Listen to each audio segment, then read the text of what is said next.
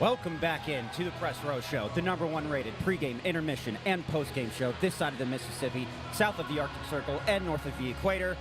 And God help us all, intern Andrew once again is in the driver's seat. Russ dealing with some family issues. I think he should be back Monday. Ant just landed today back in the United States from his honeymoon in Turks and Caicos, but he couldn't make it. I'm actually not entirely sure why they let him back into the country. That foot tweet from, well, you talked about it the other day, was I considered an act of terrorism, honestly. But thank the hockey gods, or whoever you believe in. Our Lord and Savior, Bill Meltzer, is back. He's going to be putting the team on his back during this pregame. Bill, thank you again. Always a pleasure. I'm excited. It's Star Wars night tonight, by the way. Are you a Star Wars guy at all, or no? I am, yeah.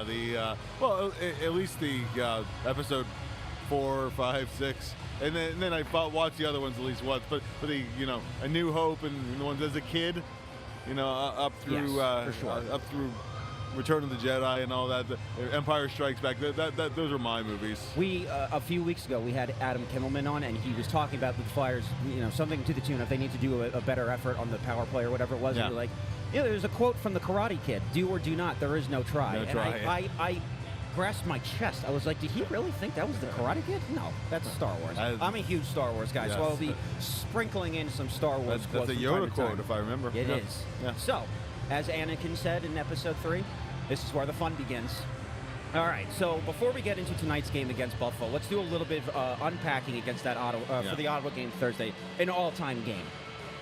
It's now 4 consecutive games that the Flyers have had to go past 60 minutes, and they've won 3 out of the 4. Yeah. They've played really, really well. So let's talk about down 4-2 in the third period in Ottawa. They come back and win, and Michkov gets the overtime winner. What do you like about that game?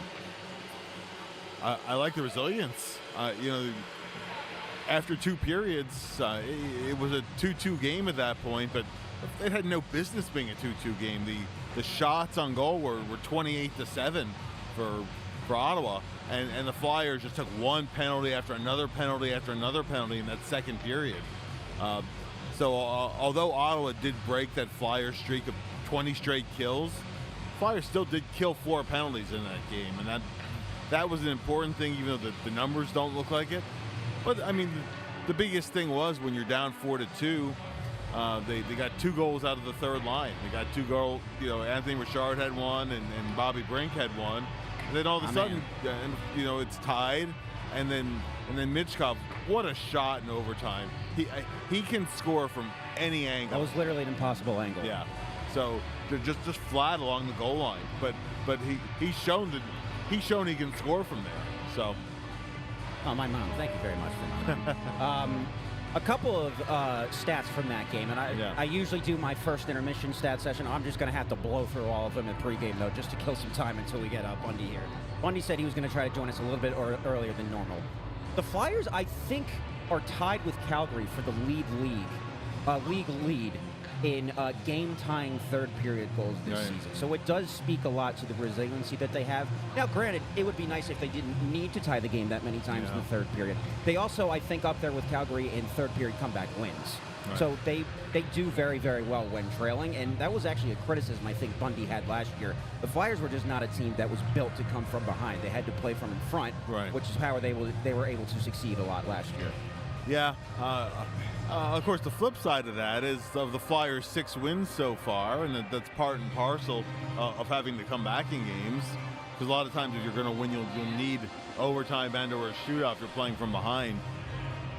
They only have 3 regulation wins among their 6. Right now, you worry about the points, but if they're able to hang in this to the stretch drive, all of a sudden those tiebreakers come into play, and they're not winning games in regulation. Right now you just need the points. However you win, and be happy and take it. The Ottawa game, honestly, the Flyers had no business winning that hockey game. That game seemed to be 4-2 was about right. Maybe a little worse than that because I thought Fedotov really had to step up and at times was the only thing working for the Flyers in that game. There were times in that game he had to use his entire 6'7" frame to sprawl out and make some saves in close. So that to me was one of the things I absolutely liked in that game. It's now back-to-back starts where he's stepped up for the team. You like what Richard and Brink did, but that is not that to me in terms of how the game was played, because I thought the Flyers played a lot better. Even the one that they lost to Florida, I thought they played a pretty good game. But this kind of reminded me a lot of the Carolina game where they lost in the final 29 seconds. Yeah. Way too much time on their own end of the ice. It's going to catch up with you eventually. On this night, they got away with it. It was, I mentioned this to Bundy post-game of the San Jose game. What was that, Monday? Yeah. San Jose, and then the previous 2 games before that, the Flyers had strung together 3 games in a row where they got 30-plus shots on net. And then San Jose, they actually had, I think, 42, which was the high mark for them this season. It was a little concerning, I think, seeing what happened in the Ottawa game, where Ottawa basically doubled them up in shots, but they got the win.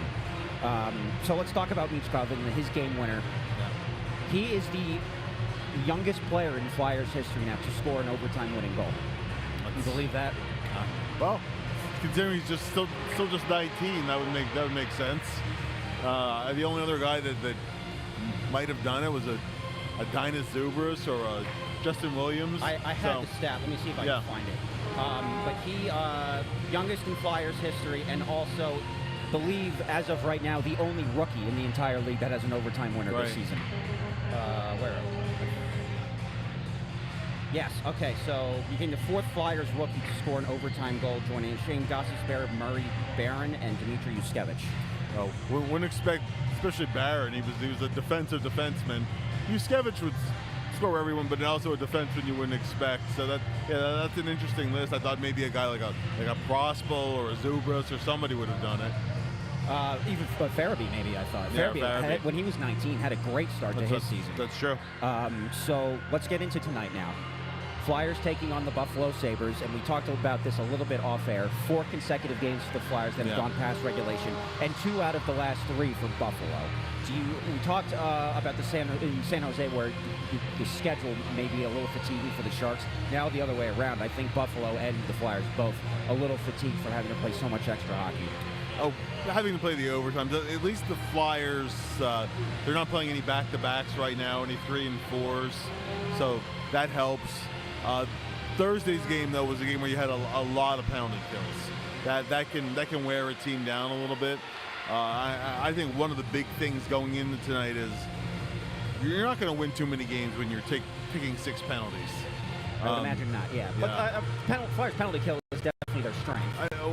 Well, it has been. But the thing is, you kill too many penalties. Even if you kill them off, there's a wear-down effect. Yes. First of all, the guys who are on the PK a lot, they tend to wear down by the 3rd period. And the guys who were not on the PK, they're totally out of the flow of the game. There were so many guys who don't kill penalties who barely played in the first 40 minutes because of all the penalties they took. That's not usually a winning formula. Again, it worked for that game, but I look for this game to. They need to stay out of the box as much as possible. I would assume so. Rob Grilly, by the way, checks in. You mentioned this to me pregame. You wrote about this today. Eric Johnson, 1,000th game tonight. So what was he's the 11th player to do it in a Flyers uniform? He will be the 11th player in Flyers history to play in his 1,000th game while wearing a Flyers uniform. Right. There have been any number of guys who passed through Philly who played 1,000 games. There are going to be some names on the list that I think wouldn't jump to people's minds. I was thinking the only other one I can remember was Schultz. Nick Schultz. Nick Schultz, yeah. Correct, yeah. He did, I think, in a game against Boston. But yeah, Nick Schultz finished his career in Philly and he hit game 1,000. The 2 obvious guys, of course, are Clark and Giroux. Right, yes. And Drew played exactly 1,000 games as a Flyer, so his final game as a Flyer was his 1,000th game. But there are guys there, if you think about it, Mark Recchi makes sense, right? Jeremy Roenick, just He happened to be a Flyer when that happened. Luke Richardson. LeClaire, did he get to 1,000? He got to 960 something games. Oh. If not for that 04-05 lockout, he would have hit 1,000 games. Did Bundy get there or no? Bundy is still the Flyers' leading most games plays as a defenseman, but Bundy did not get to 1,000. That's too bad. All right, so let's talk about the goaltending situation. Yeah. So Anthony, our guy Anthony SanFilippo, whilst on his honeymoon, put out the video where he mentioned that Sam Ersson had tweaked something in his groin and was going to be out day to day. It's now been confirmed that he's probably going to be out about 1 to 2 weeks. Now, before we get into that, I do have to ask you, does that make Anthony SanFilippo the only person in recorded human history to be thinking about Sam Ersson's groin while on his honeymoon? I sure hope so. I can't imagine any other person. I sure hope so. He just got married. He's in a beautiful resort, and he's got. He woke up that morning. He's like, I wonder what Sam Ersson's groin is doing. I wonder how it's doing. But we're getting Fedotov 2 games in a row now. And you spoke highly of him in his performance against Ottawa. Yeah, and back-to-back starts. And oddly enough, I think his 3 best games in the NHL were all games where he was just pressed into service kind of the last minute. Remember last year he came in relief in a game and played really well in relief in that game. And it was kind of his only good game in his short sample last year. And then his game against Tampa, and then this game were all because of either of an injury or because he came in relief. This will be the first time he's actually had a little prep time. I'm interested to see how he follows it up. He looks a little bit more comfortable out there. I mean, he's still unproven, still a small sample. We'll see. Buffalo has been beating some pretty good teams lately. I can't figure out the Sabres so far because they've beaten some really good teams, but they've also been hammered by some pretty bad teams. Right. So I don't know which version the Sabres will show up. And also the Sabres are a team that can dominate sometimes in stretches, but they can also totally self-destruct with turnovers. If you look in the league, across the league, teams that turn over the puck the most, Buffalo's way up there. That's an opportunity for the Flyers, maybe to have some counterattack, some shorter ice, but they have to pressure them too, pressure them in turnovers. The good news, I would say, for Fedotov, you did mention before we went on, Buffalo's pretty banged up right now, right? Who's missing for them? So they don't have Tage Thompson. That's huge. The goalie, Luukkonen, is not available. Right. And actually, the Flyers connection is Matthias Samuelsson. He's out. He's out for most of the season. Actually, he's expected to play again this season, but I don't think he's supposed to be back till the stretch drive. So that's 3 pretty big absences for that team. Luukkonen has kind of stoned the Flyers a little bit in goal the last year or two, so that helps the Flyers. But Thompson is their most dangerous scorer too. Yeah, well, 100%, absolutely. So who's starting in net for Buffalo then? You don't know? It's okay. It's okay to admit you don't know something. We're not all perfect here. By the way, somebody commented, did Paul Coffey get 1,000 with the Flyers? Not with the Flyers. Okay. Well over 1,000 for his career, but he was already at 1,000 before he got to Philly. Okay. The other thing that Anthony mentioned in that video was that apparently the Flyers are shopping Rasmus Ristolainen, and teams seem to have a little bit of interest. I don't know if anything's going to get done anytime soon, but we might be seeing the end of Ristolainen's time here in Philadelphia. Yeah. Well, I think he'd be more likely to be moved closer to the deadline if he gets moved. He still has a little term left on his contract. I mean, he's playing really well. One thing with Risto, he's up in that unwanted list of most career games played without having ever played in a playoff game. I think Jeff Skinner has that unwanted distinction of playing the most NHL games without ever playing a playoff game.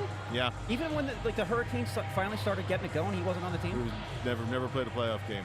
Yeah. Where did he go after Carolina? I can't remember. He came to Buffalo for a while, actually. Oh, that's where playoff hopes go to die. And of course, Rasmus was in Buffalo most of his career until he came here, too. Right. So it's the longest active drought, right, in the NHL? Yeah. So with Ristolainen, you always hear scouts and hockey people say, boy, he'd be just hell to play against in a playoff series. Big, physical, right. Close quarters kind of hockey.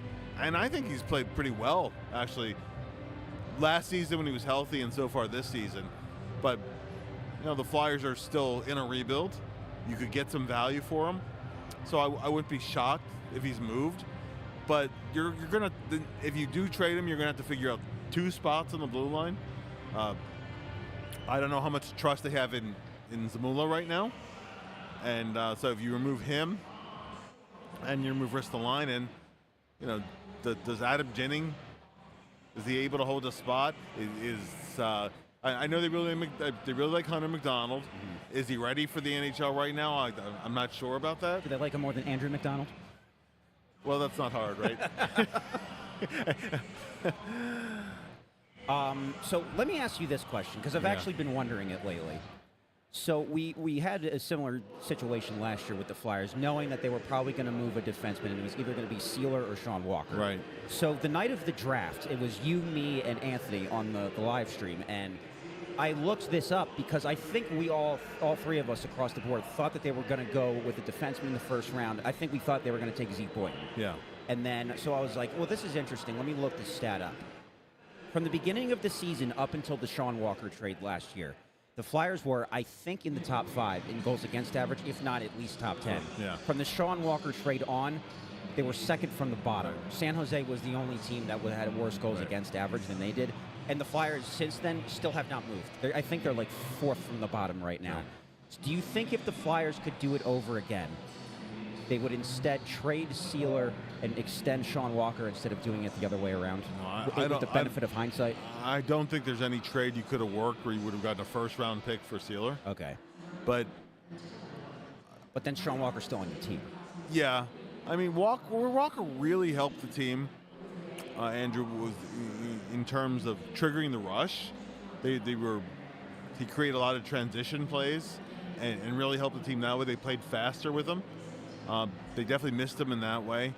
And also, don't forget that Sealer got hurt right about the same time that they traded Walker, too. So that entire pairing, Nick only came back at the very end of the year. They definitely missed Walker,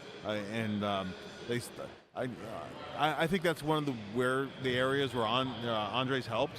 Emil Andres helped. He's triggering rushes, getting pucks up to the forwards, and I think that's helped. But definitely, that's an area in terms of playing faster where he helped the team quite a bit. I don't think that any point extending him to a multi-year deal would have been the right decision. But it also created a hole that they're still, to a degree looking to fill. That's what I mean, yeah. And a lot of it has to do with, I know that we don't like saying his name much, but Carter Hart leaving the team definitely hurt them in terms of goals against average. It's not, I was looking at the numbers the other day, and the Flyers are one of the, towards the bottom in save percentage as well. So it's not like the defense is locking it down and then the pucks are just like trickling through or whatever. Save percentage has been bad. Shots against has been bad for the Flyers. So it's defensively, it's been pretty bad all around. But this is the hand you're dealt, really. So these are the players you have. The other player that you said you wanted to mention, Joel Farabee, is getting very, very close to a 200-game Ironman streak. He's at 191. He'll be 192 tonight. And then we were talking about how somehow he's managed to survive the infamous John Tortorella healthy scratch. Yeah. I think first thing I want to say about Joel was that road trip the Flyers just had. I thought he was one of the top 2 Flyers on that trip. I really liked how he played shift after shift. Did not have a very good game in Ottawa. A lot of guys didn't have a very good game in Ottawa. But, you mentioned his consecutive game streak. He hasn't missed a game since Tortorella's been here. And the first year he was coming back off the neck surgery in the offseason, so it's kind of surprising that he played all 82 games. Last season was a really strange year because if you remember, at the end of January, at the All-Star break, he was having a really good season up through January. He was. And then after the All-Star break, it just dropped off a cliff for him. And it seemed like he got in the doghouse, too.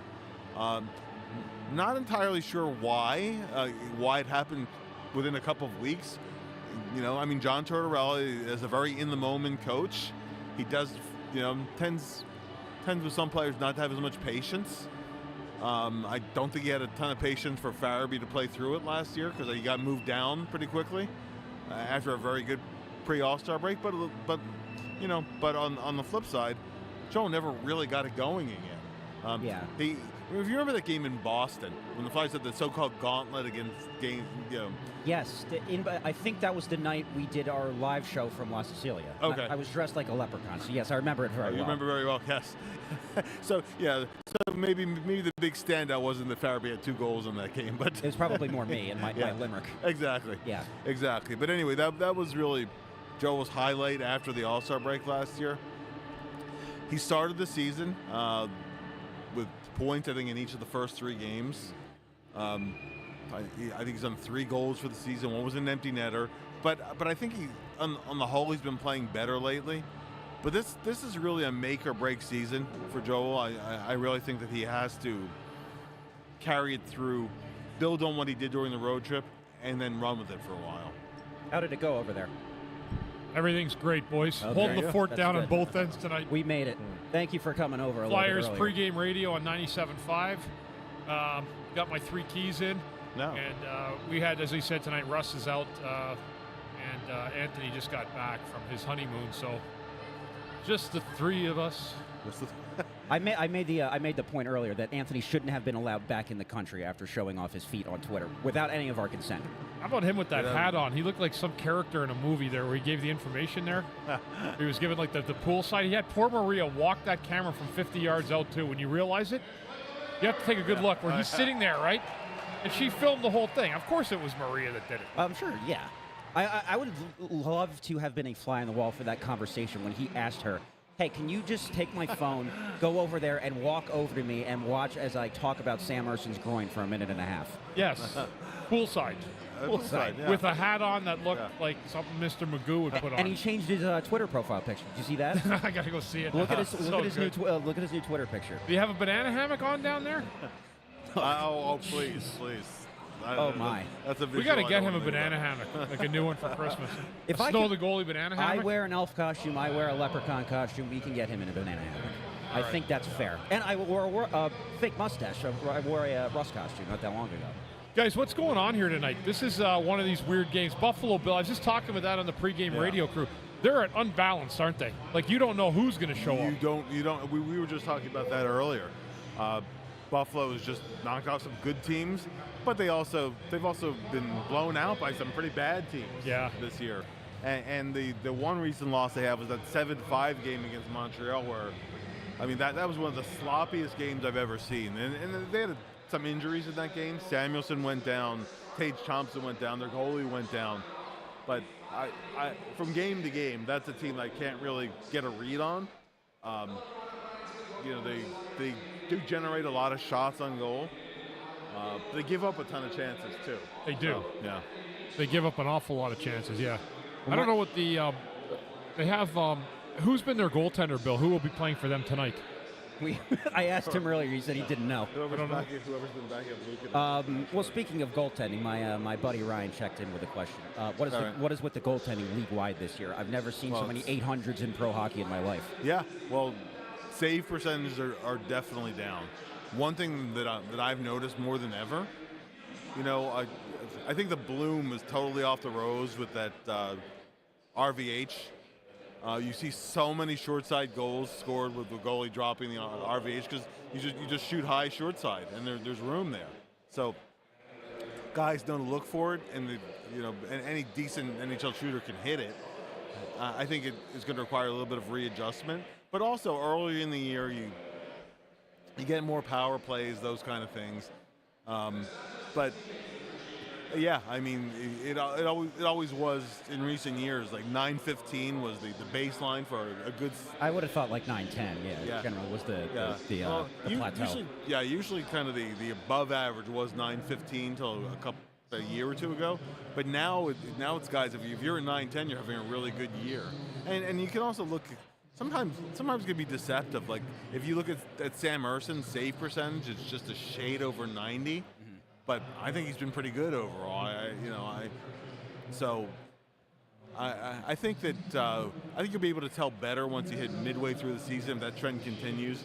But definitely for the first 5-6 weeks of the season, goals are up and save percentages are down. Bundy, we talked a little bit earlier about Eric Johnson playing in his 1,000th game today, and Brandon Ficarra checked in with a question for you. Okay. He said, hey, Bundy, with Eric Johnson playing his 1,000th game, how big of a deal is it for the player, and having played a ton of games, but under 1,000 in your own instance? Yeah. Is that something you miss/regret not having on your resume? Yeah, because you know what, and I had probably reasons that I didn't get it outside things, and so that would have ticked me off for sure because I could have done it easily. And I didn't. And so, no, but congratulations to Eric Johnson. Great. Anyone that gets 1,000 games is great, and it's a hard thing to do. It really is, because once you get into those last 200-300 games, that's when you find out where you're really digging in, So, yeah, great. It's a great job. And, yeah, I do. I would have loved to have made that, yeah. When you look at the entire history of the NHL, so you're 399 players. Exactly. Yeah. Exactly. So there's going to be more of them, though. Yeah. Because there's too many teams.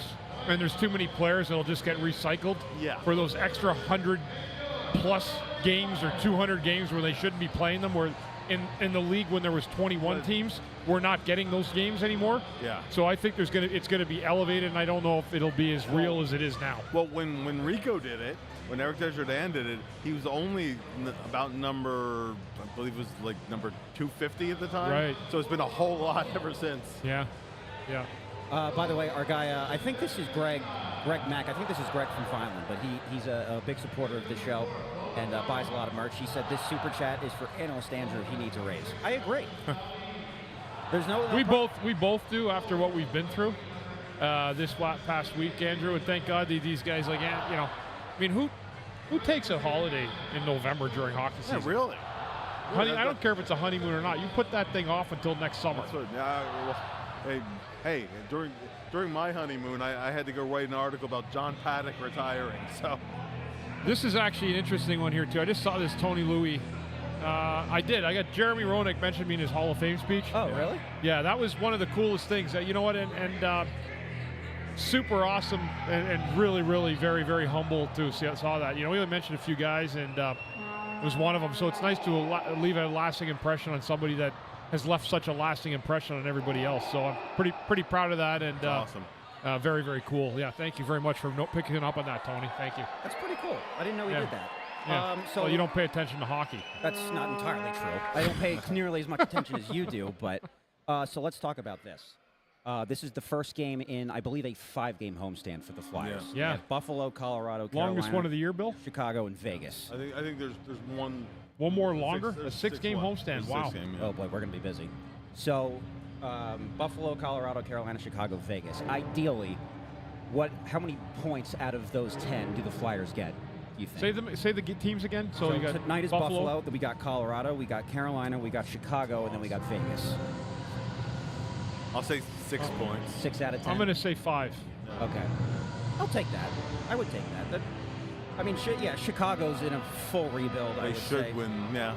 Colorado has been, they give up a lot of goals, but they still and Flyers went in their building and beat them last year, too. How important are the next 65 minutes? Yeah, maybe they'll go for 5 in a row. 5 in a row that go past regulation, Andrew Fawcett. That would be crazy. This has got OT written all over it tonight. It does. Did we all pick 1-goal games? No, I picked Flyers 5-3. Did I not?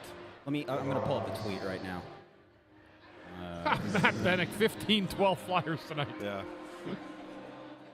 All right. Well, how about we do this while I'm trying to find the score or the predictions? Look up. We gotta go to Twitter. You are fired. No, absolutely not.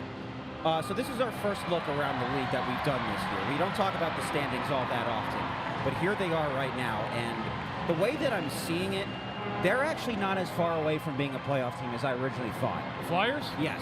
They got a long way to go. I know, but they got to be in the pack. That's why getting these wins is so important. We're about a quarter of the way through the season. Yeah, and the other thing I was mentioning before you came on, look, the Flyers only have 3 regulation wins so far. That's the whole league is a 500 league, except for about 4 teams. So yeah, they're right there. So the Islanders right now have the last wild card spot at 18. Flyers have 16 points. Now, the Islanders do have, they have the same amount of games. The thing that actually does crack me up is New Jersey's in first place just because they played so many more games than everybody else has. Yeah. 12-6-2 for New Jersey. They've also got 12. They also got 12 wins. Yeah. Yeah, but they're not going to win the division. No way. Oh, I don't know. I'll be stuck. They had a good start. Yeah, and there's plenty of talent there too. So.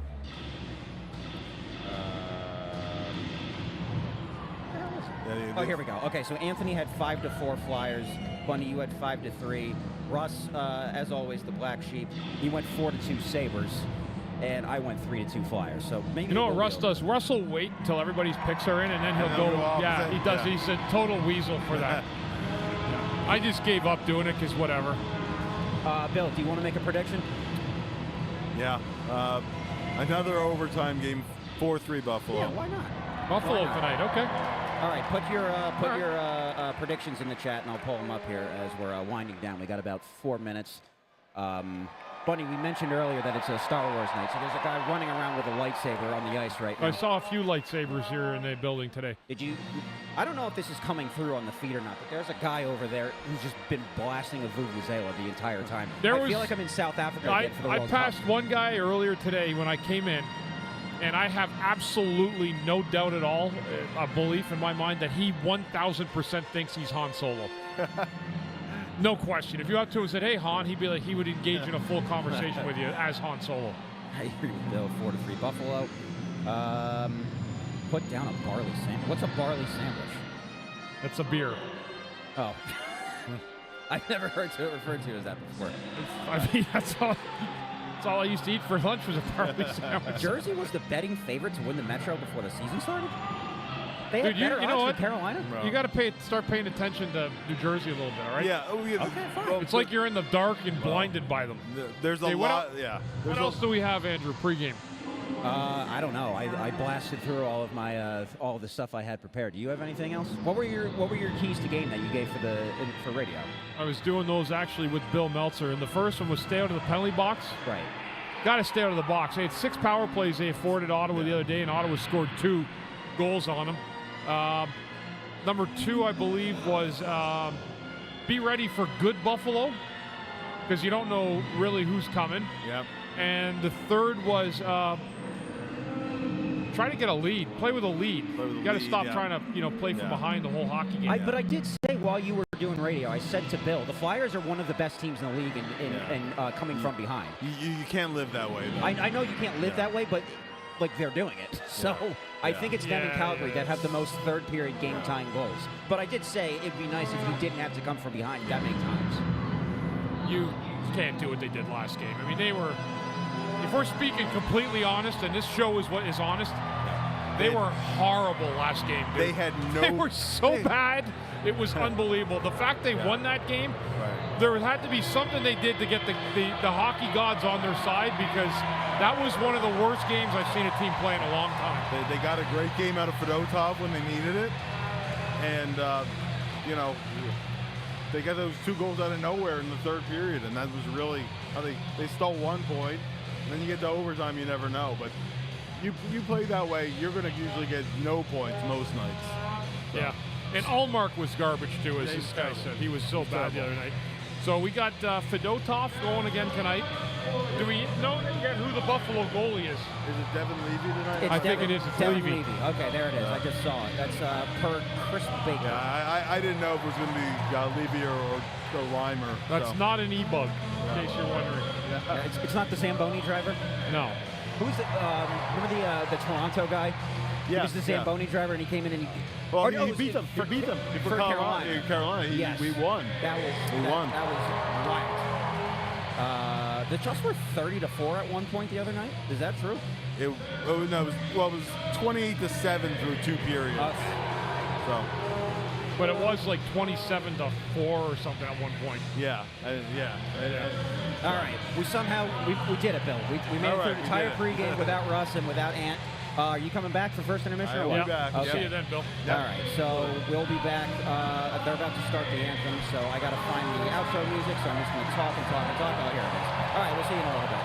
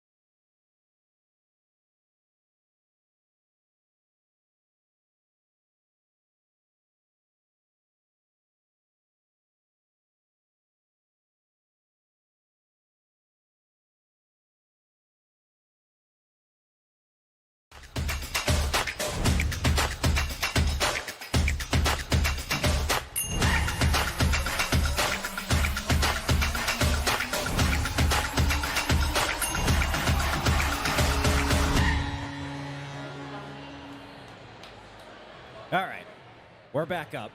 Press Row Show, #1 rated pregame, intermission, and postgame show. And to tell you the truth, about halfway through that period, I was a little bit worried that we weren't going to have much to talk about. It was pretty uneventful at the beginning, but then a couple goals that were just a couple minutes apart from, I think it was Forster and then Flyers Sanheim. got the power play, which, they've needed to have, and to get the game started with a power play goal is important because,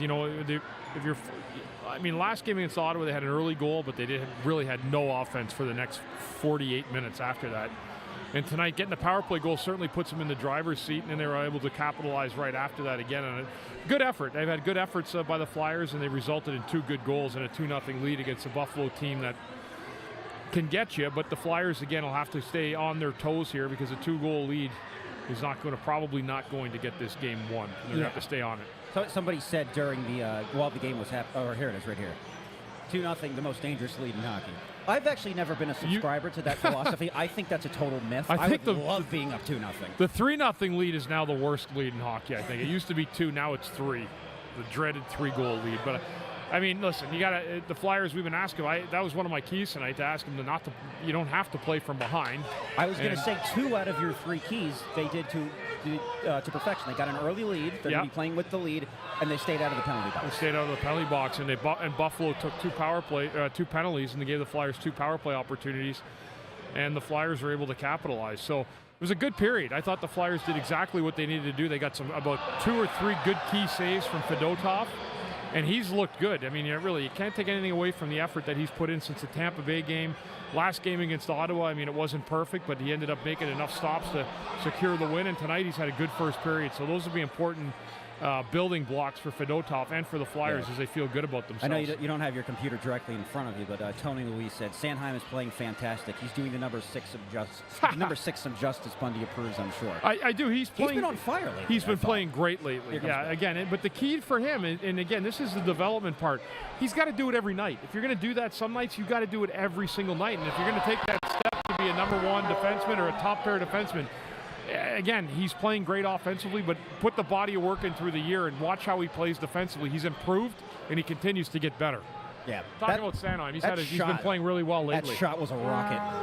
He played some of the best hockey of his career. Right now, yeah. Right. He had a really good first quarter of the season last year, playing a ton of minutes. But in terms of his all-around game, I've never seen him play better. Yeah, he's playing well. And I think he's getting up the ice a lot where he's had to do less defending. Yeah. Which I think has been kind of key. And Bill, we were talking about the keys to the game just before you got here. Getting the lead, huge, and staying out of the penalty box, which are 2 of the big keys tonight that you and me talked about before. The first period, Buffalo's turning some pucks over, which is something else we talked about. Flyers were able to get Forster to the net and actually getting puck to the net on that goal. And then, I think the breakouts have been pretty good so far. Yeah. So, a good first period. They deserve to be winning. Buffalo, in turn, they had a couple opportunities, but nothing sustained, huh? Yeah. Nothing sustained. I don't know. What about you, Andrew? I was going to say, I think the other part of this game that's gone unexamined is I think Buffalo might just stink. Well, there's 2 Buffaloes, right? I was going to say, they're a very Jekyll and Hyde team. Well, we're getting whatever the worst one is. Yeah. They have not been very good in that first period. I will say, prime opportunity for them that they threw away was after the Flyers' first power play expired. The Sabre was coming out of the box and had a breakaway opportunity. The pass just missed him completely. That's one like you may never got that opportunity again. Yeah, Flyers also got a little bit of a lucky whistle near the end of the period because the puck was dribbling past Fedotov, and they were able to get a whistle as he fell backwards because you don't want to give up a goal in the final 7 seconds or so of a period. So a little bit of a break there, but a good period. Browns MB 23, 5th time all year that they had multiple goals in the first period. I didn't verify that, but I believe him. So that's something at least. Again, like Bundy has said in the past, that the Flyers are just not a team that's built to come from behind. Even though they've been able to do it, it's probably not sustainable. So playing in front, having a 2-goal cushion is not very over important. the long term. I mean, most teams aren't. If you take the best team in the league and you ask them to play from behind every night, they're going to struggle. I mean, that's just the way it is. So getting a 2-goal lead is pivotal. I would think Buffalo's going to be better than they were. They should be better in the second period. I would think they will because, I mean, They looked like they were going through the motions. They did. A little bit. That's what the way Buffalo felt. Bill, they have the second youngest team in the league, I believe. Is Buffalo, I mean, in terms of those, they have those 2 defensemen, right? In terms of Rasmus Dahlin and Owen Power, right? Yeah. I mean, those are 2 massive building blocks, both first overall picks. Yeah. What do they have up front? I mean, they have Alex Tuck, but I mean, he could be a trade candidate. Yeah, and I mean, a couple years ago, Dylan Cousins really looked like he was coming into his own. Now he's kind of gone a little bit backwards since then. They've been a little hard to figure out, how long they've been waiting on Peyton Krebs to break through, for example, right? That's the name you've been hearing for a while. I mean, when drafting at the top of the draft is not a guarantee. No. You're going to, statistically, it gives you a better chance of breaking through, but look how many years Edmonton was at the top of the draft till they finally put together a contender. Took them forever. Long time. Yeah, you don't think they regret that Nail Yakupov pick? Yeah, well. But one of the worst number 1 overall players of all time. Well, there's been a couple as bad, that's for sure. I mean, in the history of the league. What do you got for your stat of the night? Do you have anything for us tonight? I have a couple. So I blew through a lot of them during pregame because I was trying to fill the airtime until you got here. First of all, if you don't, we can just keep yapping. Travis Konechny had an assist on one of those goals that now puts him at a 6-game point streak. Okay. It's the 8th time in his career that he's gotten 6 or more point streak. The other one being tonight's Star Wars night. I never knew. Star Wars. Who'd have known? So if you want to go back to last year, Star Wars night last year was almost to the day. It was November 18th last year. Today's the 16th. That actually was the first game that Russ included me in the pregame predictions. Oh. It was like the first month I was just kind of like the intern nobody really cared about, and then he started, making me make my picks. And I was the only one that got it right. The 3 of you guys picked Vegas. I was the only one who picked the Flyers to win, and the Flyers ended up winning that game in overtime, thanks to your now captain, Sean Couturier, with the overtime winner. How's that? See the stats we get on this show, Bill? I was going to say, I would not have known that. I assume that you wouldn't have known that. They actually, before the Flyers scored that power play, they showed a clip on the screen where they had Anakin Skywalker pulling out a lightsaber, but they made it orange instead of his normal blue. I actually thought that was pretty cool. At first, I was like, well, the Flyers power play is not nearly as menacing as Darth Vader is, but it worked. It fired them up and they scored. So there's that. All right. You okay? I'm getting all mixed up on your Skywalker names and all that now. You're Darth Star Wars Vader guy, is aren't the you? same guy, isn't he? Yeah, Anakin becomes Darth Vader. That's right, okay. And then his son is Luke Skywalker. That's right. There you go. That's right. You have any other question? I love talking Star Wars. That's good stuff. I mean, it's a popular game. I know that. I remember last year I got on the press elevator to come up here, and it was me and an Ewok. Oh, that's right. And Andrew Fawcett, and I was visiting from San Antonio that game. I remember that now. We put him on. Yeah. Pregame, actually. Yeah. So there's that. Okay. Oh, boy. You still have 9 minutes. Anybody It's else? all right. We'll just keep talking. We'll get right through it, man. I saw... Andrew's worried here. He doesn't think Russ, because Russ comes on and yaps, and he'll tell one of his private Russ stories. Or drag out like 2 minutes of the story. I thought this was a very funny comment. I want to bring this up. Which Tyson hits harder, Forster or Iron Mike?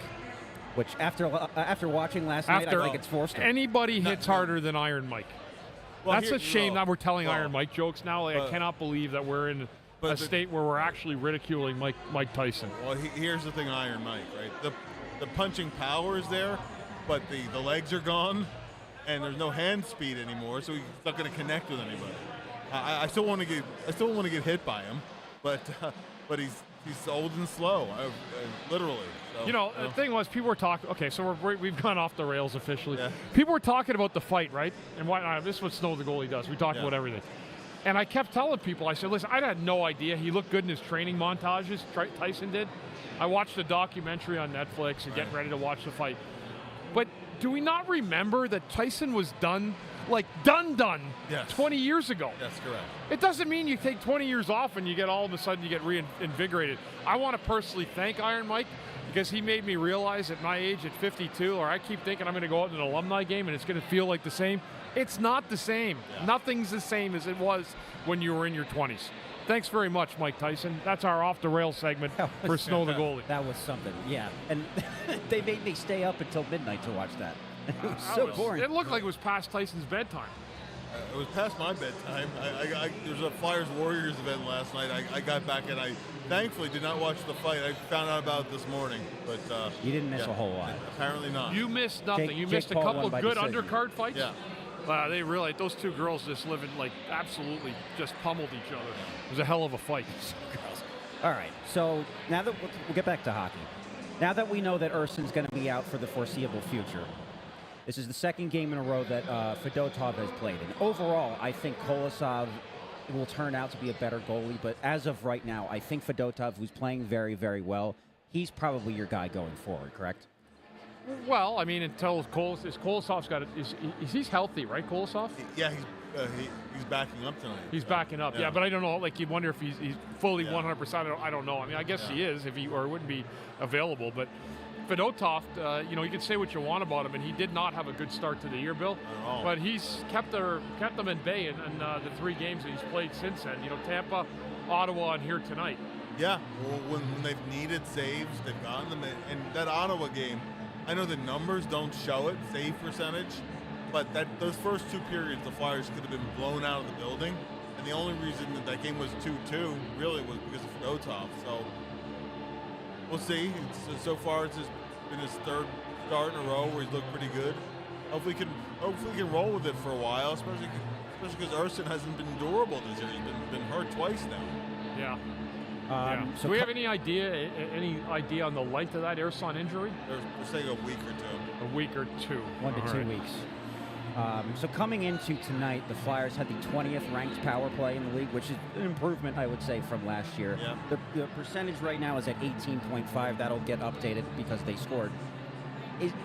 What is it that's different about the power play this year than last year? Last year's power play, that was just it was just unwatchable. Well, the biggest thing was they were 25% after 8 games, right? So even though the numbers have come down a lot, they were 2 for 22 since then coming into tonight.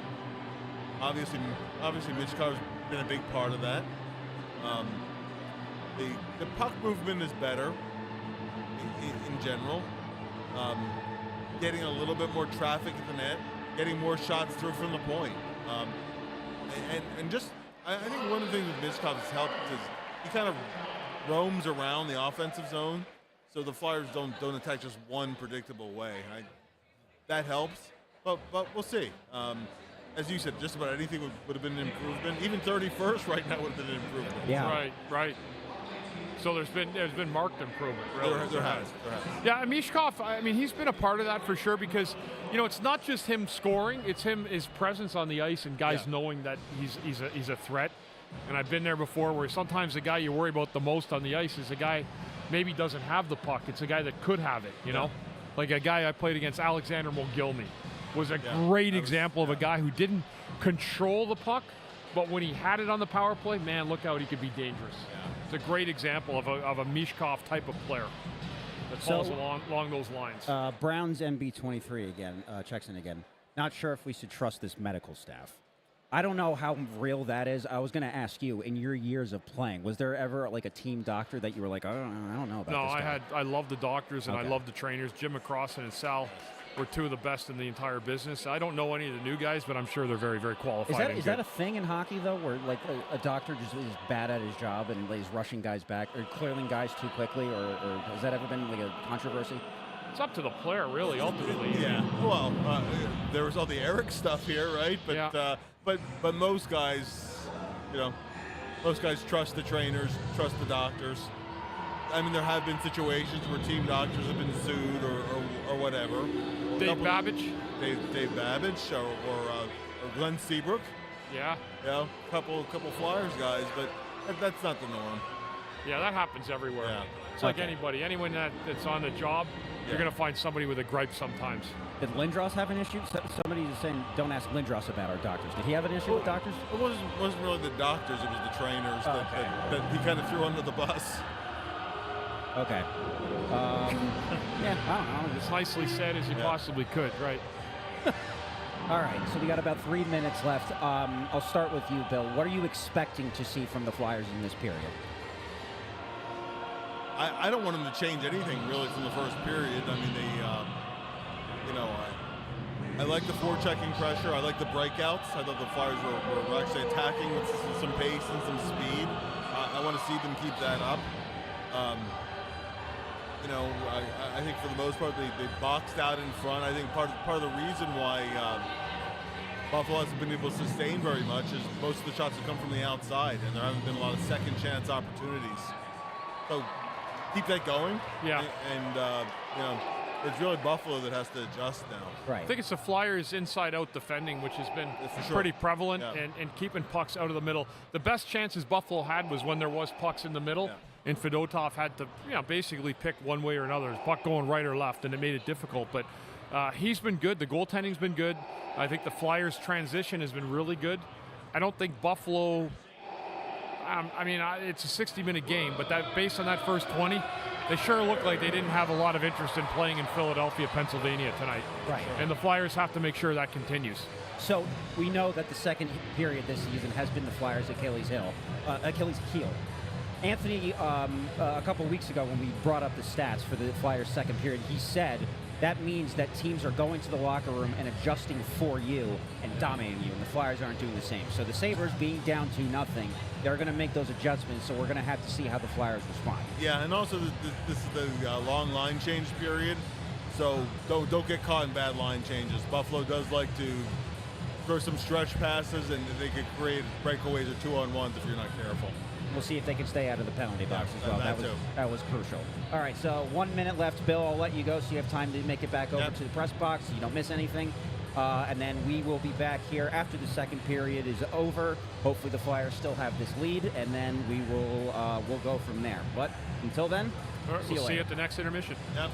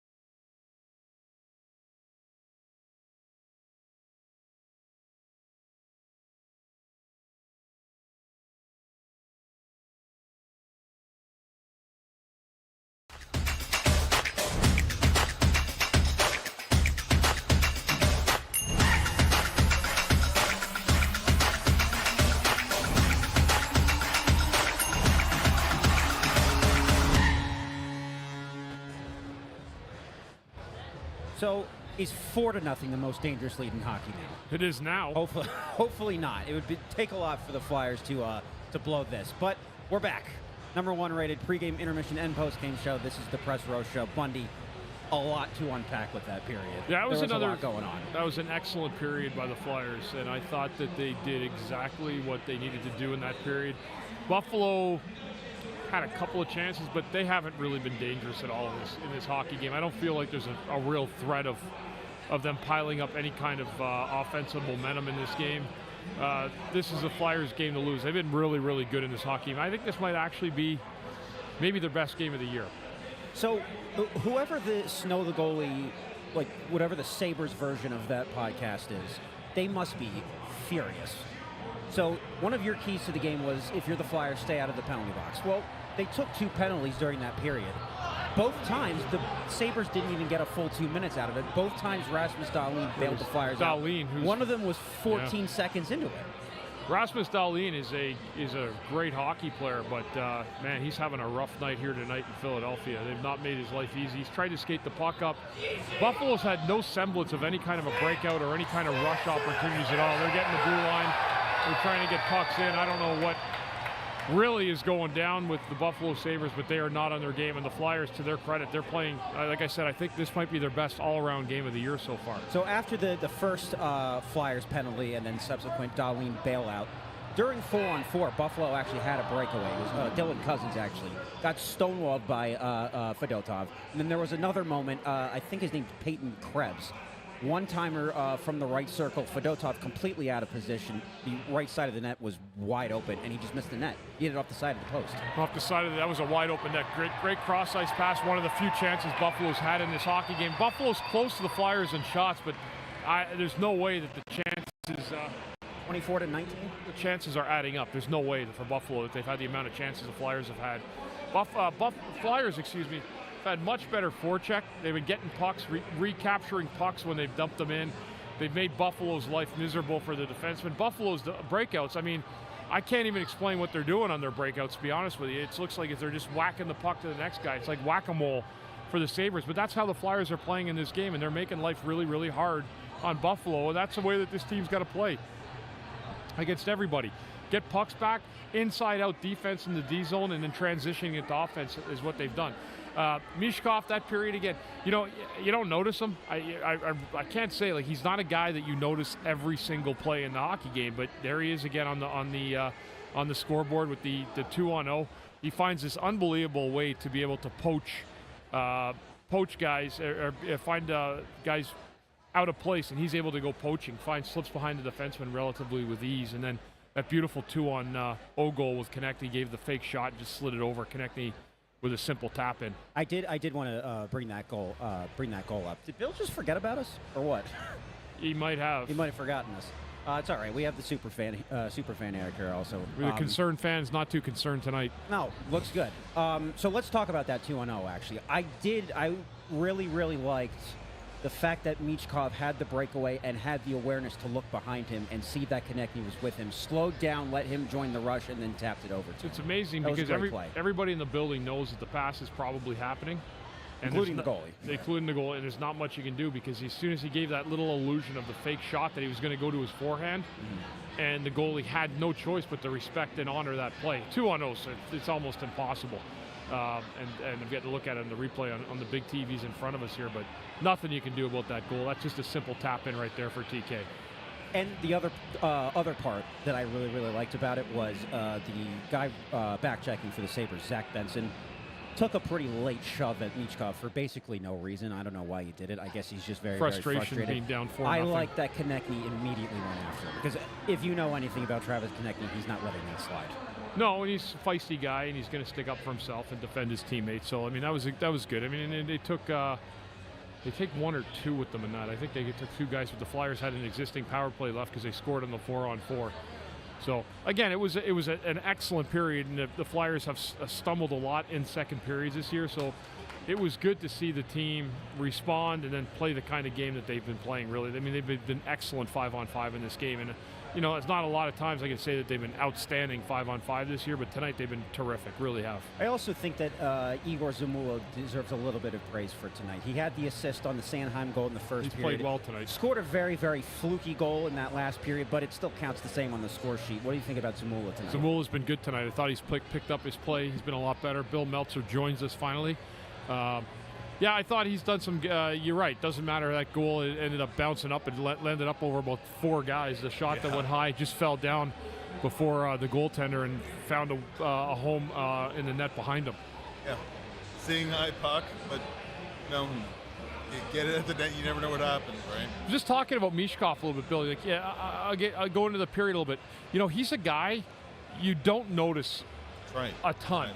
Like he's not going to whirlwind you like Connor McDavid or Draisaitl, where he's got that elusive speed and he can just skate around the perimeter of the offensive zone and wait for a play to develop. But when he is seen, he's seen loud and he's heard loud, isn't he? Oh, sure. He hides out very well. Even on the first goal of the period, the bouncing one, he was near the net. I think the puck was actually intended for him near the post. He just, him not getting to it. But he hides out very well. I mean, that's what Danny Briere did. He hid out from the traffic, and then all of a sudden he's in the slot. One thing that he has that Danny didn't have, though, he can score from and just about any angle too. So that one definitely something that makes him dangerous. But no, I mean, he did score one breakaway goal, which was a total cherry pick. But hey, it works. So. This is.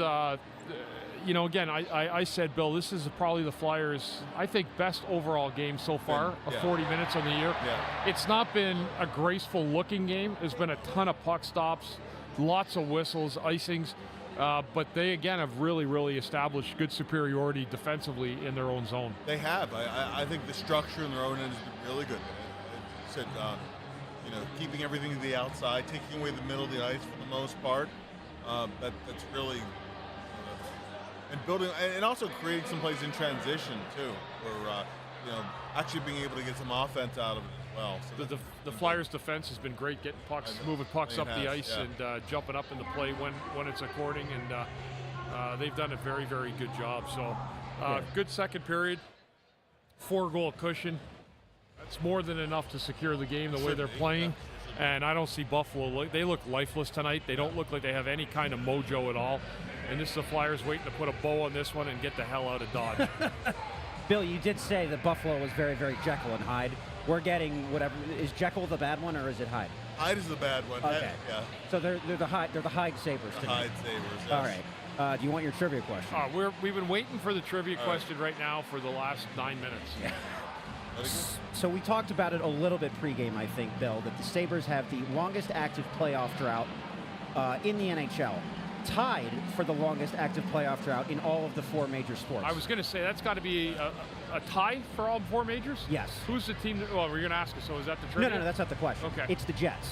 The New York Jets, not the Winnipeg Jets. Right. New York. If you're tied in a stat with the New York Jets, that's never good company. Good thing, yeah. Don't show that clip to Jackie Spiegel. She'll get depressed, I'm sure.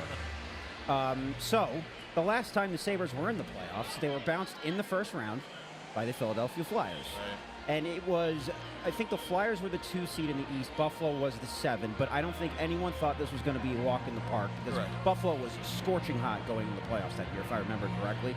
No. Weren't they? No, that was the series. You remember Danny Briere patted Ryan Miller in the head? Yeah. In Game 7. No, actually Buffalo was pretty banged up, and the Flyers had to come from behind in that series. Billy Leno. Oh yeah. He won Game 6, and the Flyers won going away in Game 7. It was before that where Buffalo was a contender that could never get over the top. Okay, well, Billy Leno was the answer to my question. Okay.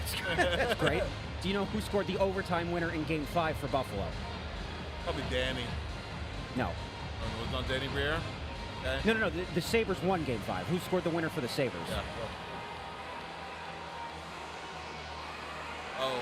I don't know. He has the same name as a basketball player that played for Syracuse and then eventually the Milwaukee Bucks, if that helps.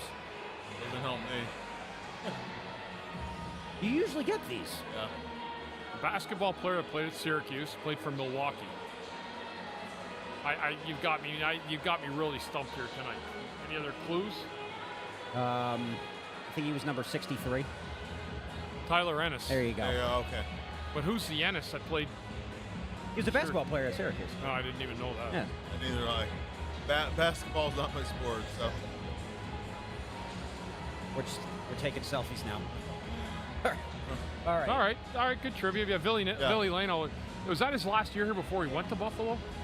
Yeah, he signed the big free agent contract with Buffalo after that, and they stupidly tried to make him their first line center. So, and part of why he flopped. He was a winger here. Yeah. It was a clutch goal though. Flyers with the season on the line in Buffalo, they were down 2-0 in the first period of that game. Yeah. Came back and won. That game took years off of my life. Yeah. That was wild. All right, so how about this, Bundy? I'll ask you something, and again, if you don't feel comfortable answering, that's okay. How important are the first 5 minutes of the first 5 minutes are important, but I think it's more important for Buffalo to try to do something here. If you're the Flyers, your message from your coach is easy tonight. It's, guys, keep doing what you're doing.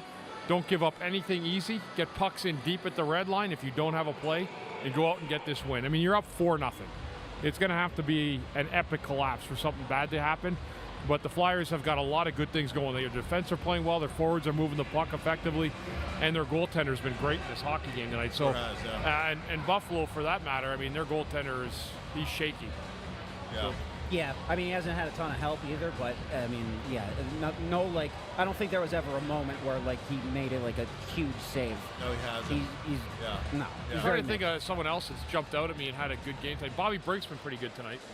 Brink's been very good tonight. Gave the puck out of the zone well one time. Sure. He's made some pretty good plays. Zamula, as we said, he's been better tonight.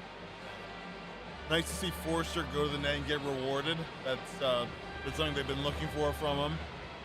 I think around the lineup, it's been also nice to see them. I like Konechny standing up for Michkov right after the goal was I scored. talked about that. Yeah. Why did Benson even do that? What is he taking a run at Michkov for after that? Frustration. And he's not the first guy who's done it this season too. So. Bill, we got, and again, you know better than most of us, but what is a likely, I don't want you to put you in a bad spot here, but what is a scenario with Drysdale coming back? What is the defense situation with that? Well, right now I don't think anything gets Andre out of the lineup, but, Johnson would go back to being the number 7, I guess. Yeah, sure. And, they were a little reluctant putting Andre in the first place because, from the word I heard, they were concerned about having half your defensemen under 6 feet tall, but they don't have the luxury of doing that.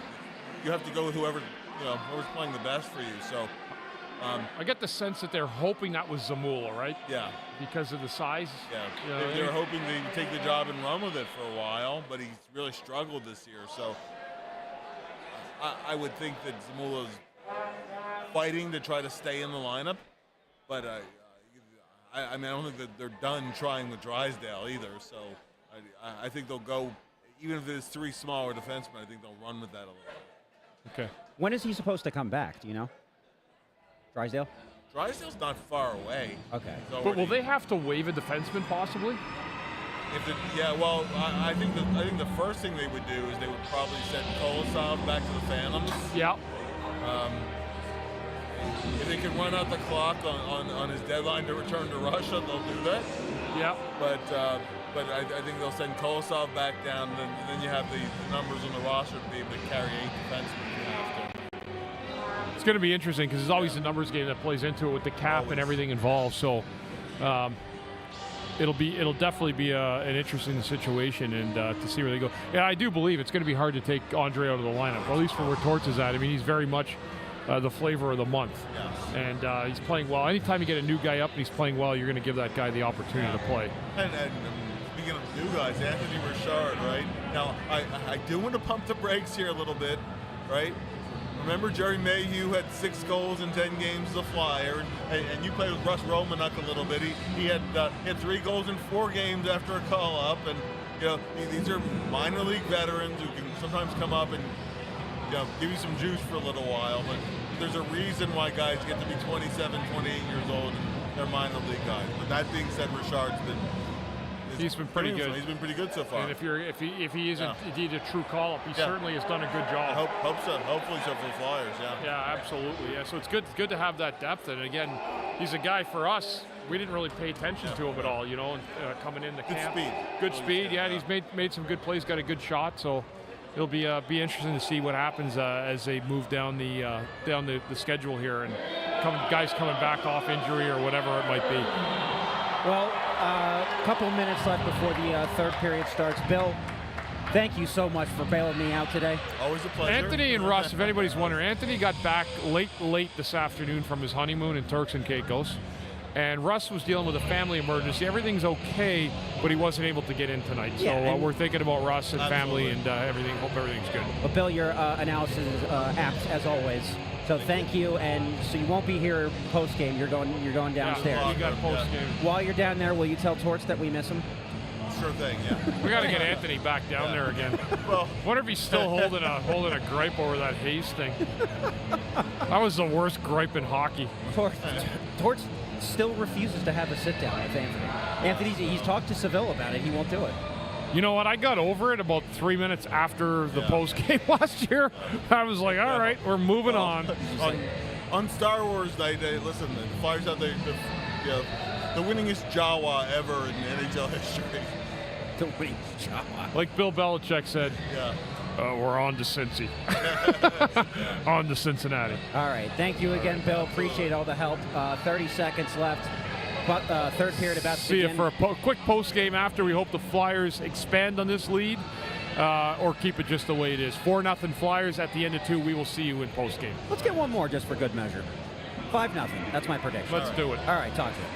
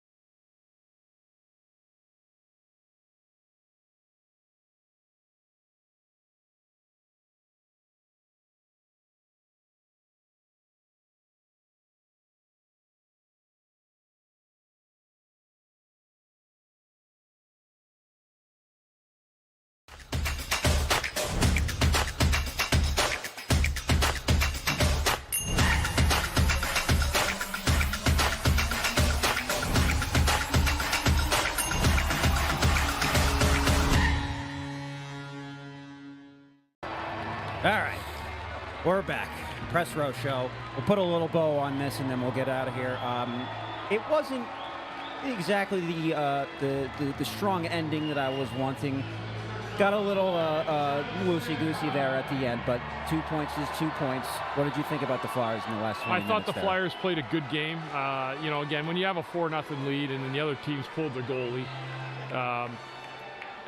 they had some good offensive pressure with the last 7 minutes. Buffalo did. They ended up getting a couple goals, but I don't take anything away from the Flyers' effort. They did a good job. 5-2 final victory.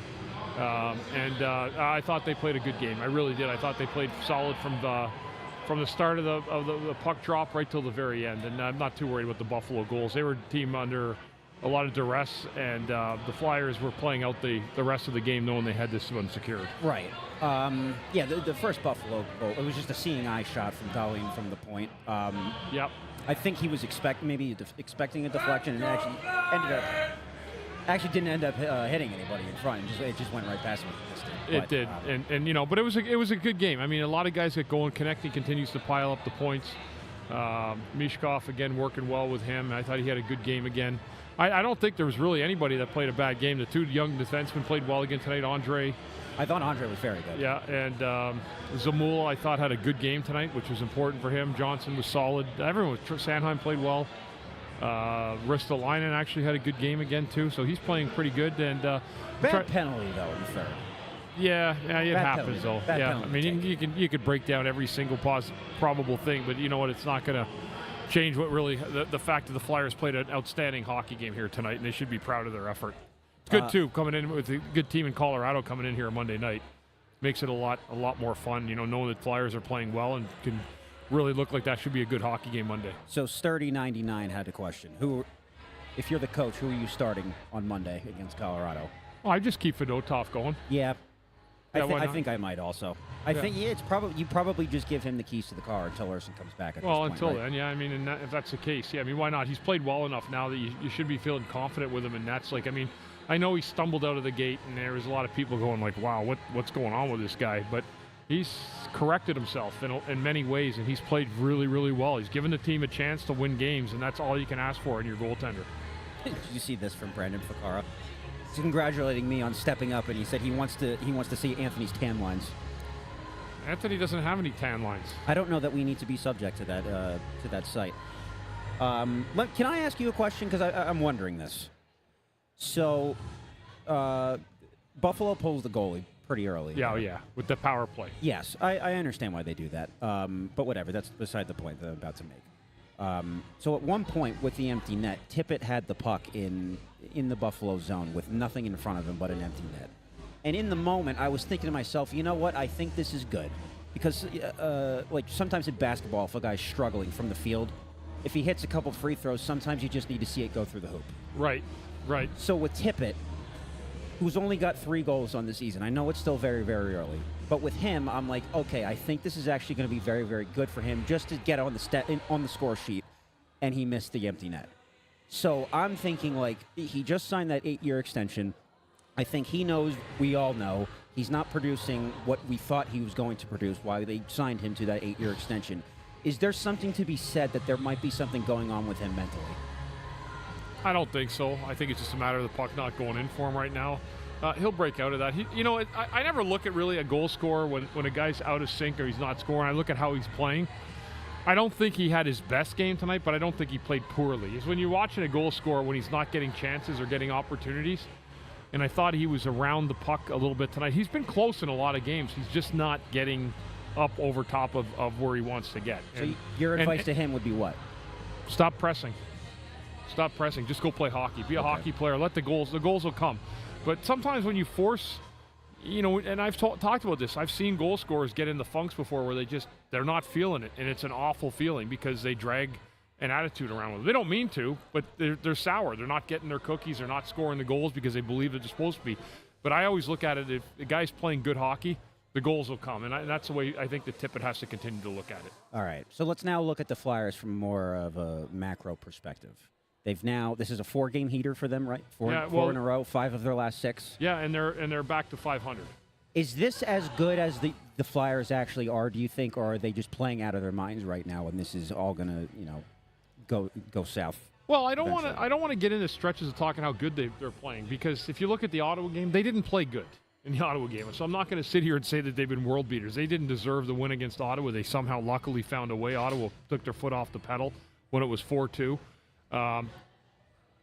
I mean, they're definitely playing a harder game. They're playing a lot tighter defensively, Andrew, and I think that's made a big difference for this team. They were a little too easy to play against in their own zone to start the season, and as a result, they were falling behind the 8-ball, falling behind in games, and they were not able to catch up. Now they're in hockey games, and they're starting to feel a little bit better about their game. And I mind you, when I say that about Ottawa, it doesn't matter how they won the game. They ended up winning the game, and when you get on the bus and you get on the plane after a game like that, you're going to feel good about yourself, no matter what. So they'll take the 2 points in that game. A good, excellent hockey game tonight, and they look like they're rolling as they get ready to play a team that has Stanley Cup aspirations again in Colorado. So, let's talk about who we got coming up Monday night. Yeah. So this was step one, or leg one, I guess I should say, of the 5-game homestand. You said 5 out of a potential 10 points would be ideal. I think I agree with Bill. I think it should be 6. That puts you 3-1-1. Well, I didn't say what I hope they'd get. I hope they get 10, but I'm thinking they're getting 5. I don't know that yet. We'll see what happens. Well, yeah, right, exactly. And I think they're going to get 6. Okay. So this Buffalo... That would be great. Buffalo, I think we thought was a winnable game. I think that we think Chicago's a winnable game. And then Carolina and Vegas are going to be 2 very, very difficult ones. This game Monday, I think, is the one wild card in that 5-game stretch. I think this game on Monday could go either way. Well, it could. I mean, any game can go either way. But Colorado, they have high-end talent. So that's where you want to see if the guys that are playing better, how do they handle guys that are on a really good team that's won Stanley Cup already with the core of their team still intact. So it'll be a game really, I think, for the Flyers. They should be licking their chops for the opportunity to play that game. But at the same time, be prepared for a team far more advanced than the Buffalo Sabres that you saw tonight. Well, we hosted Colorado last year, and I remember having the conversation on the show. I mean, McKinnon, he torched us last year.